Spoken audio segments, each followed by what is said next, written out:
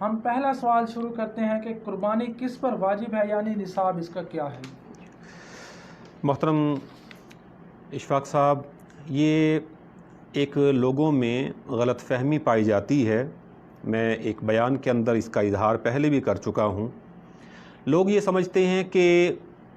قربانی کرنا یہ کوئی لازم یا واجب نہیں ہے، کر لیں گے تو ثواب ہوگا، اور اگر نہیں کریں گے تو ہم گناہگار بھی نہیں ہیں اور اس میں کوئی حرج بھی نہیں سمجھتے ہیں۔ تو خوب یاد رکھنا چاہیے کہ قربانی کرنا صاحب نصاب پر واجب ہے، اور صاحب نصاب شخص اگر قربانی نہیں کرتا ہے تو وہ سخت گناہگار ہوگا۔ اب نصاب کے حوالے سے کہ کتنا نصاب ہو تو قربانی واجب ہوتی ہے، 52.5 تولہ چاندی، اتنی مالیت کا کسی کے پاس زیور ہو،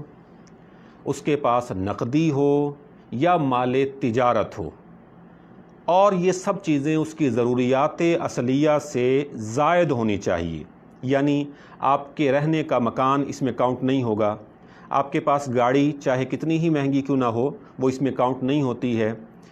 تو اسی طرح سے آپ کی جو ہے وہ دیگر ضروریات کی چیزیں ہیں، آپ کے پہننے کے کپڑے ہیں، استعمال کے برتن، یعنی جن کو ضروریات اصلیہ کہا جاتا ہے، اس سے زائد اگر کسی شخص کے پاس 52.5 تولہ چاندی کی قیمت کے برابر اگر نقدی، مال تجارت یا زیورات وغیرہ ہوں تو اس شخص پر قربانی واجب ہو جائے گی۔ اس حوالے سے یہ بھی یاد رکھنا چاہیے کہ نصاب کے اندر محتاط ایک اندازہ لگا لیا جاتا ہے۔ دیکھیں آج کل چاندی کا ریٹ ممکن ہے کہ مختلف ممالک میں مختلف ہو۔ اگر میں پاکستان کی بات کروں تو پاکستان میں راؤنڈ اباؤٹ 1000 روپے تقریباً چاندی کا ریٹ ہے 1 تولہ کا۔ تو اگر ایک محتاط اندازہ لگائیں گے تو 50,000 روپے کی مالیت تقریباً بنتی ہے، جس شخص کے پاس 50,000 روپے نقدی ہوں یا 50,000 کے برابر زیورات ہوں یا مال تجارت ہو۔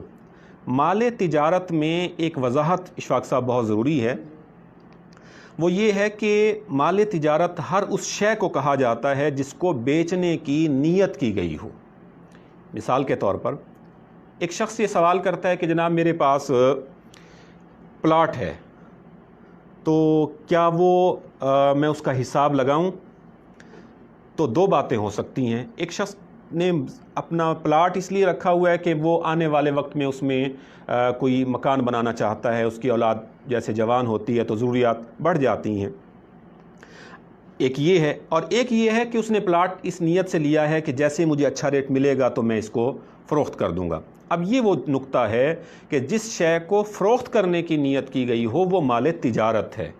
لہٰذا اب آپ اپنی چیزوں کا حساب لگا لیں گے، اور اس طرح سے حساب لگا کر اگر 50,000 روپے سے زیادہ مالیت کے آپ مالک ہیں تو پھر قربانی واجب ہو جائے گی، اور چھوڑنے پر آپ گناہگار بھی ہوں گے۔